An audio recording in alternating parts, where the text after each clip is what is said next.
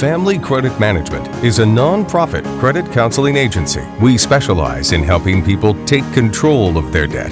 People call in every day. By the end of the call, they're feeling better. They know there's some hope out there.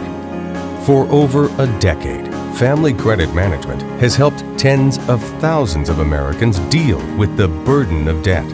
If you're struggling with debt, the most important thing is to take control of it. Now's the time. Good evening and welcome. My name is Letitia Griffin and I'm here because it's time for us to talk about credit and with Family Credit Management, and we've got about 30 minutes or so for us to discuss anything that you may have, any questions you may have regarding credit, finances, debt, anything like that. Now, if you do not have time or you didn't get a chance to call into the show, don't worry, because Family Credit has counselors that are always on standby, ready to answer any questions that you may have.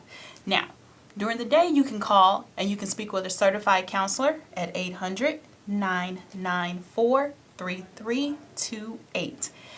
And also, let's say you don't get the opportunity to call, you want to talk to someone late, there's also a chat feature which you can go to Family Credit's website at www.familycredit.org, and you can chat live with any counselor. So those are some great resources that are available to you, and I do want you to take advantage of it because you never know what you're going through. You can find help when you need it. There's always help available, and those counselors are great to provide any types of questions and answers that you may have. They can help you get started with a budget.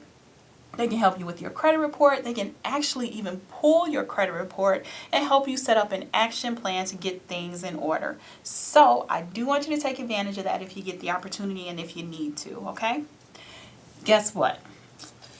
We've got one more day left before it's time for the IRS to come after us. No, just joking. But the IRS, the tax deadline is tomorrow, April 18th, and I hope you guys have filed your taxes.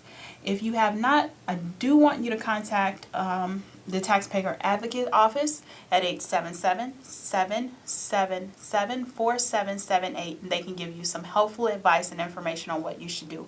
Also, if you have not already done so, you may want to just file an extension. If you can file an extension with the IRS, you just go to their website at irs.gov and you can download form 4868. You can fill that out and send that off, and you can do it electronically. That's why it's still not too late, because you can still do it electronically, file for an extension, and then be given a grace period. Now, when you file the extension, you actually get 6 more months. So your new deadline's not until October, and that should be more than enough time to get things in order. Just in case it's not and you still need help, I do encourage you to contact the Taxpayer Advocate's Office at 877-777-4778. A lot of people are thinking about their tax refunds, and it's tax time, but not only that, it's also coming up to Money Smart Week here in Illinois. Money Smart Week is a week-long, kind of like a celebration of finances. It's helping you get things in order, and there's so many different events throughout the community that are being sponsored by social service agencies, by schools, by all types of financial institutions. There's lots of good information out there. Now, Money Smart Week runs from April 22nd to April 29th. So it's really going to get started this Saturday. There are so many different events that are scheduled, and you can go to moneysmartweek.org to find out more about that as well. There's some events starting where there will be events for you to shred your information. Now, that's a really good event, especially if you have papers that you keep around the house and you don't want people to get a hold of them, because shredding is actually a great defense for fighting fraud. Looks like we've got a caller, and we'll talk a little bit more about Money Smart Week and whatever offerings there are. Hi, welcome to the show. Hello? Yes. Hi, welcome to the show. Did you have a comment or a question for us today? I do have a question. I was in a position where I didn't have anything in my name for 3 years because I was living with someone else. So I'm curious as to everything that was actually in my name went into charge off and default. So I'm wondering at this point what I would do in order to get my credit back on track. Now you've got some really great questions, and let's talk about your situation a little bit. Now you said you didn't really have anything that was in your name, and the things that were in your name were charged off. Yes. Okay, so when you look at your credit, the first thing you need to do is take an inventory of everything that's there. Write down the good and the bad, every item that you see listed there. I want you to pay attention to a few things. You want to pay attention to the name of the creditor, the balance that's showing owed, the minimum payment, and for charge off, you want to look at the date that it charged off, and also on the report that you see, there should be a line that says the date. Kind of put them in chronological order, with the most recent ones being the most important, because those are the ones that you want to pay attention to first. And you want to see if you can set up arrangements with those creditors to pay some of those back, only if the time that is charged off is within the past 24 months, or if once the accounts have charged off, you're starting to get calls, collection agencies and things like that, people coming after you. So you do want to pay attention to that. Now, the reason why I mentioned 24 months is because even though our report, it follows us for years and years. I mean, you've got things that will stay on your report for up to 10 years, and that affects you. But your actual score only looks at the last 24 months worth of history. Now that's a good thing, because that means that if you mess up or if things get messed up, you can recover. All you need to do is start taking small steps today to get towards that. So after you make your inventory, you want to look at your budget and see what amount can you comfortably afford towards those debts, and be realistic and honest with yourself. If you can only afford $20 a month extra, that's the amount that you stick with. Now, you want to make payment arrangements with those creditors, and if you do not feel comfortable doing that, you can contact a counselor at Family Credit, and they can help you walk you through that process, and sometimes even set up the arrangements for you. And their number is 800-994-3328. And they are also able to the counselors will pull your credit report and go over everything of importance to you as well. Now, once you've got that done, you need to take some time and look at what can you do to reestablish your credit and to make things better. Now, by you paying on some of these collection accounts and looking at the charged off accounts, you know what they are. That will help. Now what you need to do is get some positive information there to counteract the negative. Now, there's so many different accounts out there that people think that they're helping their credit, but they're really not. So you want to pay attention to things like, whatever you're looking at, does it report to the credit bureau? Some places will try and give you some slick answers or some slick talk saying, well, as long as you make your payments, that's going to be helping your credit. That's not what you want to know. You want to know if they are going to report to the credit bureaus, and if so, what day do they report to the credit bureaus, because that's what's going to help you. Now, sometimes you may have to get a card that will be, it may be higher priced, but that's only because you're trying to reestablish your credit.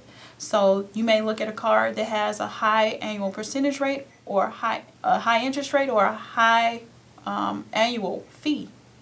But you're just using that to get established.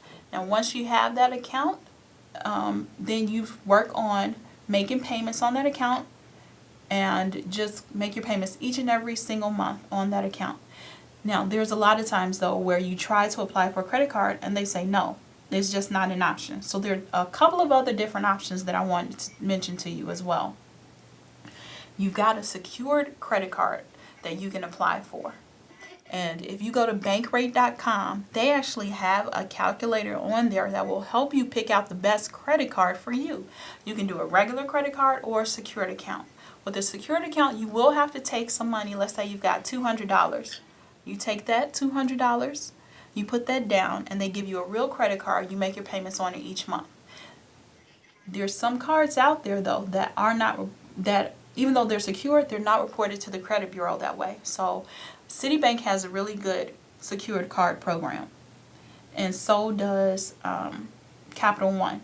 Both of those secured cards, they do not report that they are secured to the credit bureaus. To find other cards, you can look on Bankrate and do some searches just to find out the best for you. But be careful, because there are some cards that, or some products that look like cards that really aren't.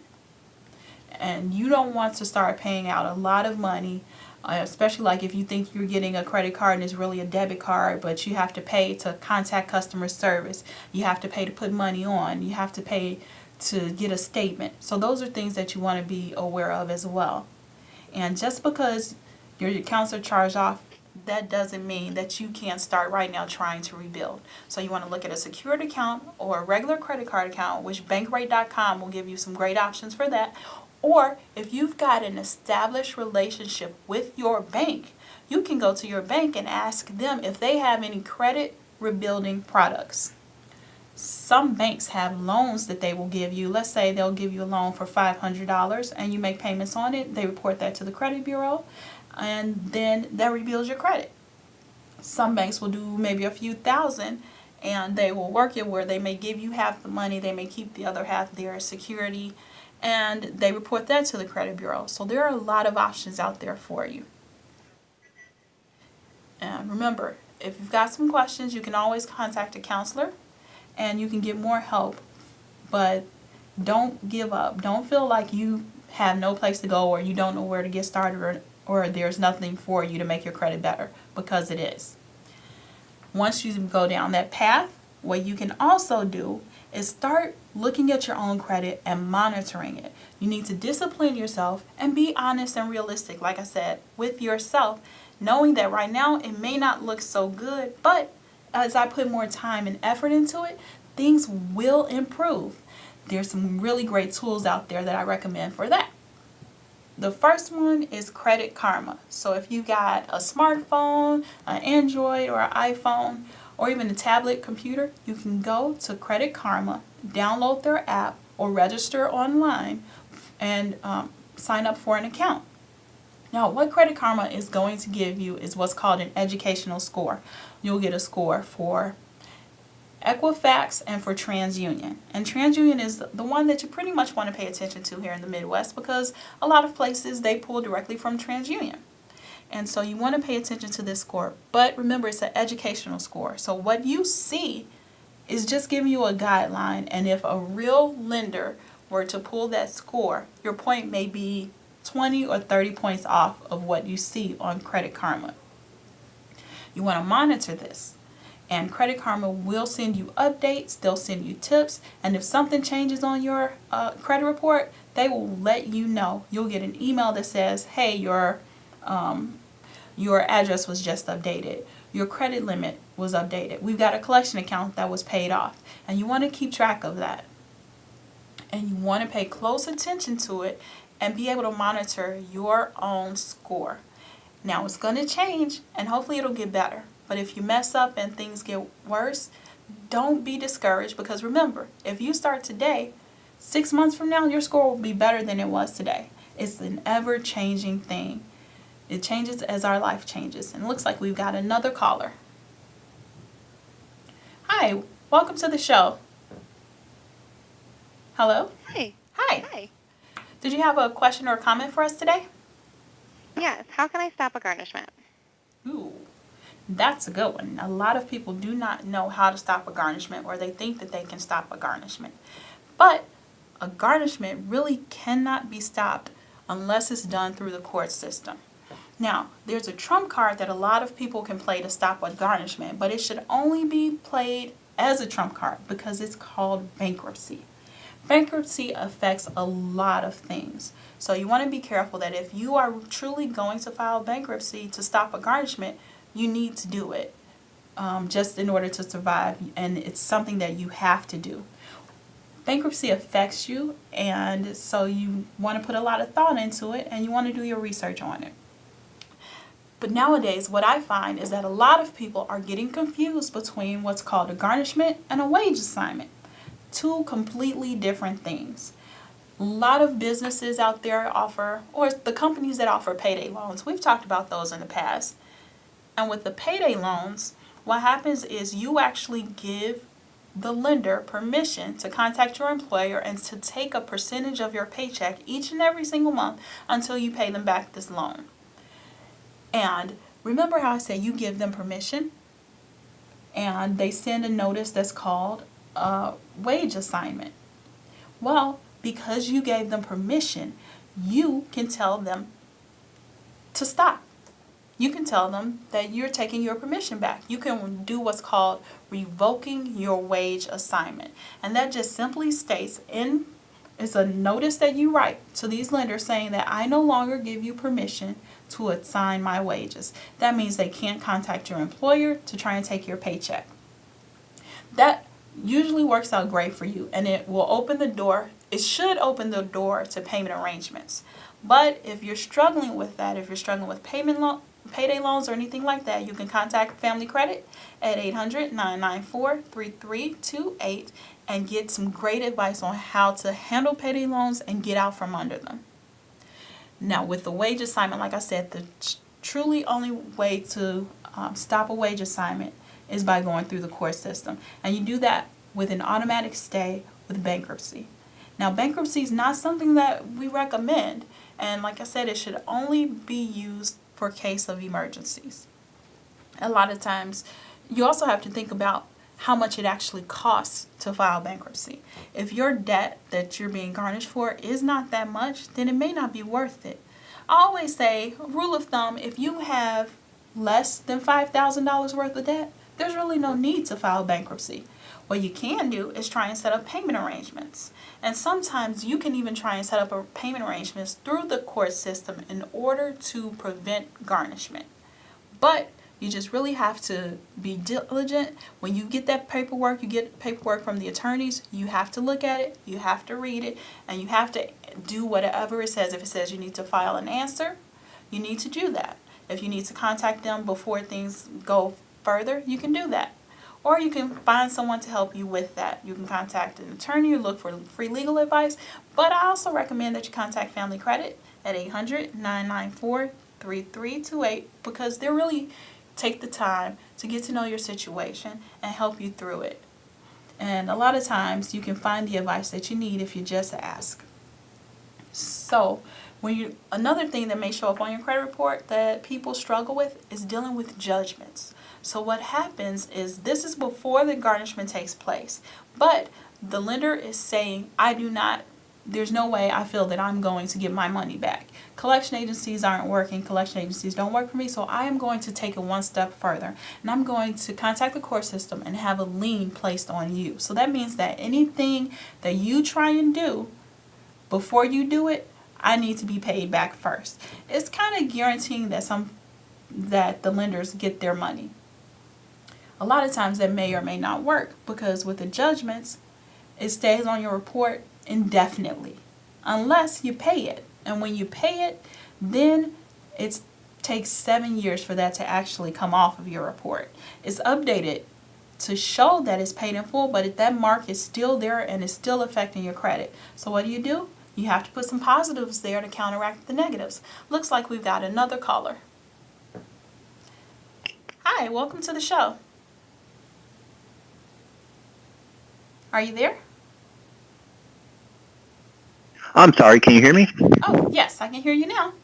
Hi, I was calling to see what would be the benefits of taking a Prosper loan. I got a loan offer and I was thinking about taking that loan to pay off some of my credit card debt.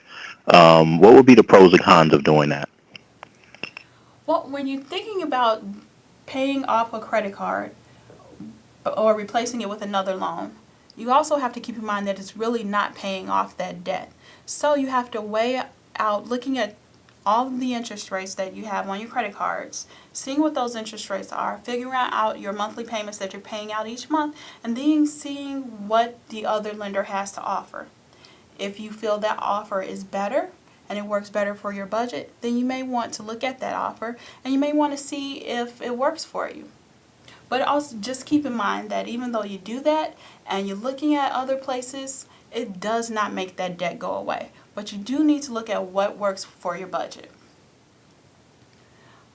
A lot of times we struggle with our budgets and trying to make sure that we can afford our monthly payments. And we want to make sure that those payments actually work for our budget. We need to be realistic, and we don't want to set ourselves up for failure. So it's always a good idea from time to time, even look at your credit report, look at your minimum payment, pay attention to the statements that you get in the mail or online, and look at your minimum payments and make sure you can still afford that. I recommend doing that if you don't do it every year, or try it at least every 6 months to a year to sit down and reevaluate your budget to make sure that you can afford those minimum payments. Also, you do want to look at the interest rates too. A lot of times you'll get a card and it'll come with an introductory offer. And then once that offer is over, then that creditor can put in whatever interest rate they want. A lot of times they do tell you it may be the prime rate, it may be prime plus 5, whatever they feel is a sufficient interest rate. And so you want to pay attention to that and kind of even figure out ahead of time, what will my payment be in a few months if my interest rates were to increase? And make sure that you can afford that too. Last thing you want to do is miss a payment. So you want to make sure that you can afford that payment. And let's say something was to happen, you want to make sure that you have avenues to actually be able to make those payments. You can look at taking your budget right now and seeing, again, see if there's any extra that you can afford to put towards your debt. If you can put $5, $10 up right now, that's more than you had once you start saving it. And if you do that every time you get paid, it will grow. So you want to keep your eye on that and be sure that you're paying attention to the minimum payments to make sure that you can afford it. Also making sure that you don't miss a payment, because guess what? If you miss a payment, it affects your credit report.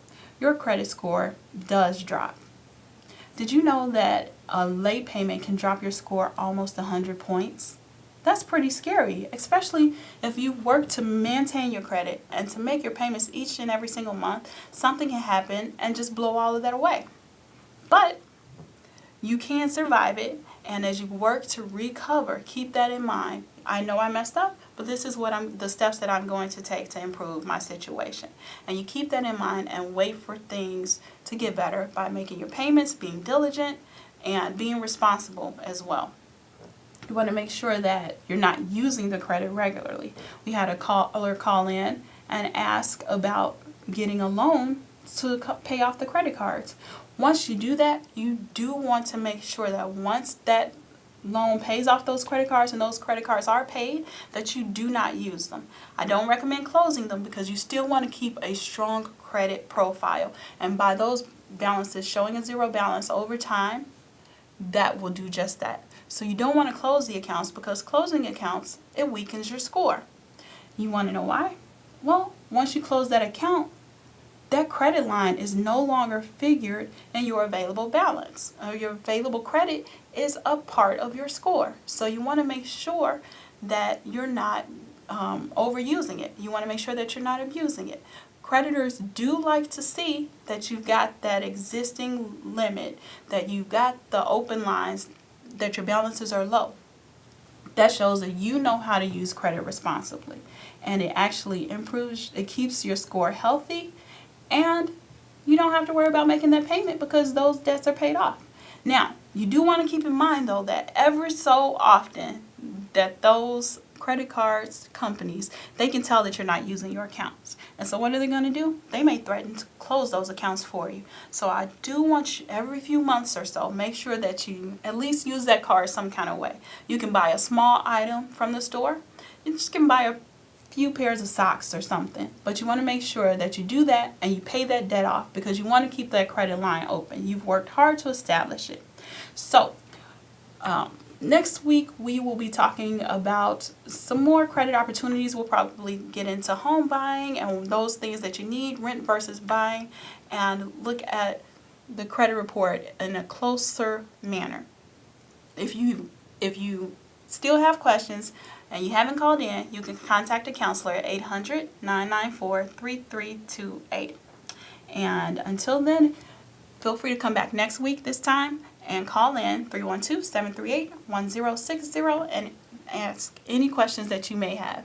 All right, look forward to seeing you next week. Take care.